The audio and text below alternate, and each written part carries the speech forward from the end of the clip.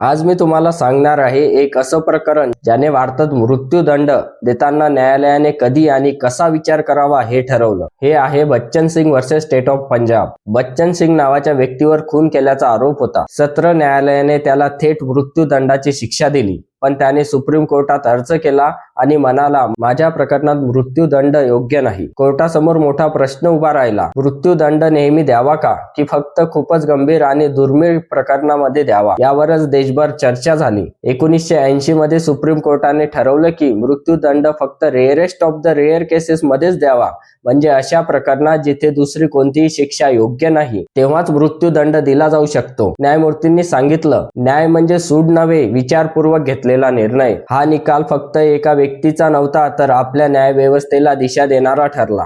त्यामुळे आजही कोर्ट मृत्यूदंड देताना फार विचार करतो। तर मित्रांनो, तुम्हाला काय वाटतं? मृत्यूदंड कायम ठेवावा का की बंद करावा? तुमचं मत खाली नक्की लिहा आणि व्हिडिओ शेअर करा।